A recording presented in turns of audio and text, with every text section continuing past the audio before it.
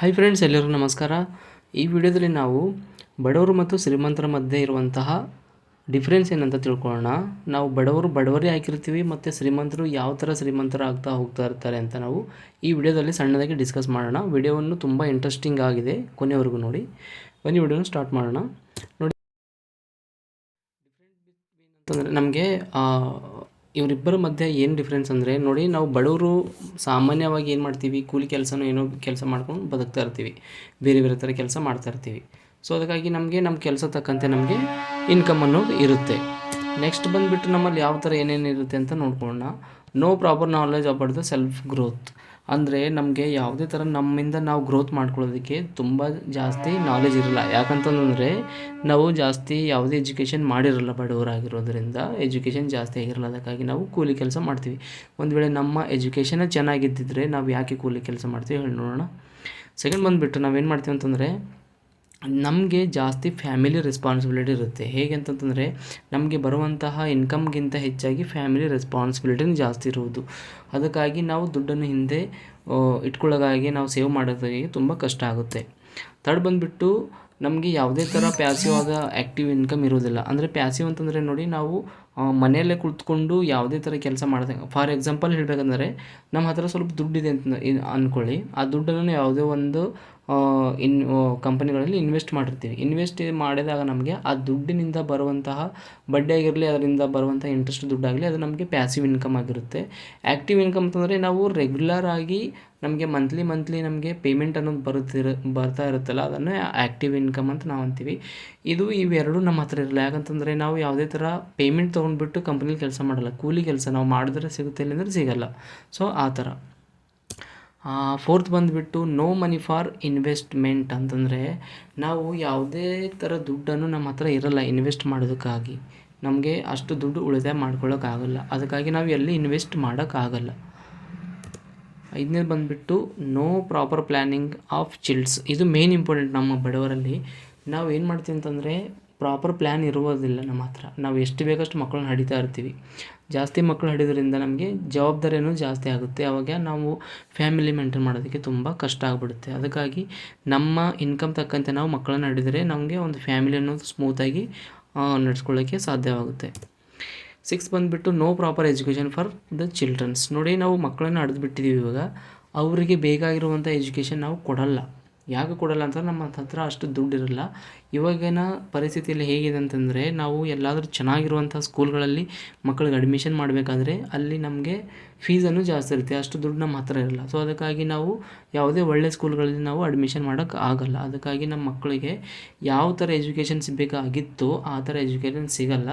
ಹಾಗಾಗಿ ನಮ್ಮ ಮಕ್ಕಳು ಕೂಡ ಮುಂದೆ ಯಾವುದೋ ಸಣ್ಣ ಕೆಲಸ ಮಾಡಿಬಿಟ್ಟು, ಇಲ್ಲಾಂತಂದರೆ ಅವರು ಕೂಡ ನಾವು ಮಾಡಿರುವಂತಹ ಕೆಲಸನೇ ಮಾಡ್ತಾರೆ. ಅಂದರೆ ಲೇಬರ್ ಕೆಲಸಗಳಾಗಿರ್ಬೋದು, ಸಣ್ಣ ಪುಟ್ಟ ಕೆಲಸಗಳು ಮಾಡ್ಕೊಂಡ್ಬಿಟ್ಟು ಅವರು ಕೂಡ ಅದೇ ಥರ ಬದುಕ್ತಾರೆ. ಅದಕ್ಕಾಗಿ ಬಡವ್ರ ಮಕ್ಕಳು ಬಡವರೇ ಆಗಿರುತ್ತಾರೆ, ಶ್ರೀಮಂತರ ಮಕ್ಕಳು ಶ್ರೀಮಂತರಾಗಿರೋದಕ್ಕೆ ಇದೇ ಕಾರಣ.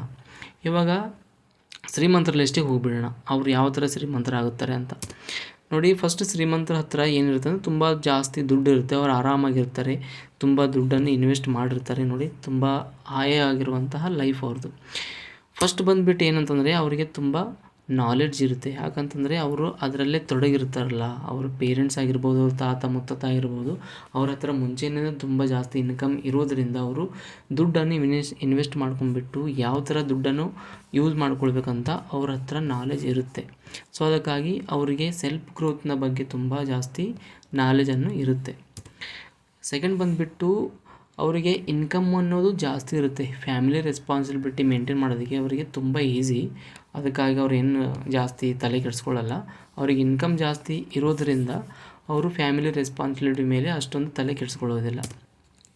ಥರ್ಡ್ ಬಂದುಬಿಟ್ಟು ಹ್ಯಾವ್ ಮಲ್ಟಿಪಲ್ ಇನ್ಕಮ್ ಸೋರ್ಸ್. ಅಂದರೆ ಅವರಿಗೆ ಒಂದಕ್ಕಿಂತ ಹೆಚ್ಚಾಗಿರುವಂತಹ ದುಡ್ಡಿನ ಇನ್ಕಮ್ ಸೋರ್ಸ್ ಅನ್ನೋದು ಇರುತ್ತೆ.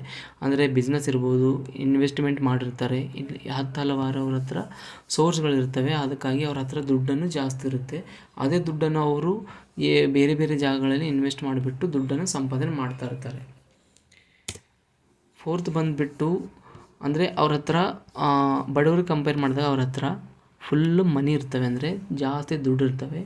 ಆ ದುಡ್ಡನ್ನು ಅವರು ಮುಂಚೆ ಹೇಳ್ದಂಗೆ ಇನ್ವೆಸ್ಟ್ ಮಾಡ್ಕೊಂಡ್ಬಿಟ್ಟು ದುಡ್ಡನ್ನು ಸಂಪಾದನೆ ಮಾಡ್ತಾರೆ. ನೆಕ್ಸ್ಟ್ ಬಂದುಬಿಟ್ಟು ಇವಾಗ ನಮ್ಗೆ ಏನಂತಂದರೆ ಇಲ್ಲಿ ಮೇನ್ ಇಂಪಾರ್ಟೆಂಟ್ ಅವ್ರ ಹತ್ರ ನೋಡಿ, ಎಲ್ಲಿ ನೋಡಿನೂ ಶ್ರೀಮಂತರ ಹತ್ರ ಎರಡೇ ಮಕ್ಕಳು ಇರೋದು, ಜಾಸ್ತಿ ಮಕ್ಕಳು ಇರಲ್ಲ. ನಮ್ಮ ಹತ್ರ ಹೆಂಗಿರುತ್ತೆ, ಫುಲ್ಲು ಫ್ಯಾಮಿಲಿ ಅಂತಂದರೆ ಒಂದೊಂದು ಕ್ರಿಕೆಟ್ ಟೀಮ್ ಆಗಿಬಿಡುತ್ತೆ. ಸೊ ಅವ್ರ ಹತ್ರ ಆ ಥರ ಇರಲ್ಲ. ಹೇಗಂತಂದರೆ 2, 3 ಅಂದರೆ ಭಾಳ ಆಗಿಬಿಡ್ತು. ಸೊ ಅವ್ರ ಹತ್ರ ಮಕ್ಕಳದು ಪ್ರಾಪರ್ ಪ್ಲ್ಯಾನಿಂಗ್ ಇರುತ್ತೆ.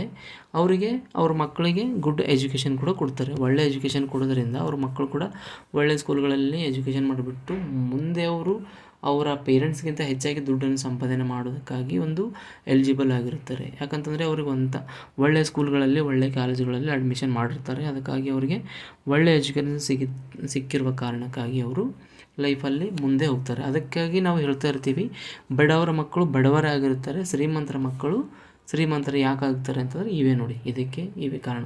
ನಾವು ಬಡವರಾಗಿರೋದ್ರ ನಾವು ಬಡವರಿದ್ದೀವಲ್ಲ, ನಾವು ಯಾವತ್ತಿಗೂ ಬಡವರಾಗಿ ಸಾಯಬಾರ್ದು. ಟ್ರೈ ಮಾಡಬೇಕು. ನಾಲೆಜ್ ಇಲ್ಲದಿದ್ದರೂ ಕೂಡ ಸೊಸೈಟಿ ನಮಗೆ ತುಂಬ ಥರ ಪಾಠಗಳನ್ನು ಕಲಿಸುತ್ತೆ. ಸೊಸೈಟಿ ನೋಡ್ಕೊಂಡ್ಬಿಟ್ಟು ನಾವು ಇಲ್ಲಿರುವಂತಹ ಸಿಚುವೇಷನನ್ನು ಡಿಮ್ಯಾಂಡ್ ಮಾಡಿಬಿಟ್ಟು ನಾವು ನಮ್ಮ ಫ್ಯಾಮಿಲಿಗೆ ಗ್ರೋತ್ ಮಾಡೋದಕ್ಕೆ ತುಂಬ ಟ್ರೈ ಮಾಡಬೇಕು. ಮಕ್ಕಳಿಗೆ ಏನೇ ಆಗಲಿ ಒಳ್ಳೆ ಎಜುಕೇಷನ್ ಕೊಡಬೇಕು. ಈ ಥರ ಮಾಡೋದ್ರಿಂದ ನಾವು ಬಡವರು ಕೂಡ ಶ್ರೀಮಂತರಾಗೋದಕ್ಕೆ ಸಾಧ್ಯ ಆಗುತ್ತೆ. ಇಲ್ಲಾಂತಂದರೆ ಇದು ಪರಿಸ್ಥಿತಿ ಹಿಂಗೆ ಇರುತ್ತೆ. ಶ್ರೀಮಂತರಿಗೂ ಕೂಡ ಇದೇ ಬೇಕು. ಸೊ ಈ ಥರ ನಮಗೆ ನಾವು ಸೆಲ್ಫ್ ಡೆವಲಪ್ಮೆಂಟ್ ಮಾಡಿಕೊಂಡಾಗ ಮಾತ್ರ ನಮ್ಮದು ಒಂದು ಸಿಚುವೇಷನ್ ಅನ್ನೋದು ಚೇಂಜ್ ಆಗುತ್ತೆ. ಈ ಸಣ್ಣ ಇನ್ಫಾರ್ಮೇಷನ್ ನಿಮಗೆ ಇಷ್ಟವಾದರೆ ಲೈಕ್ ಮಾಡಿ, ಶೇರ್ ಮಾಡಿ, ಚಾನಲ್ಗೆ ಸಬ್ಸ್ಕ್ರೈಬ್ ಮಾಡಿಕೊಳ್ಳಿ ಫ್ರೆಂಡ್ಸ್. ಧನ್ಯವಾದಗಳು.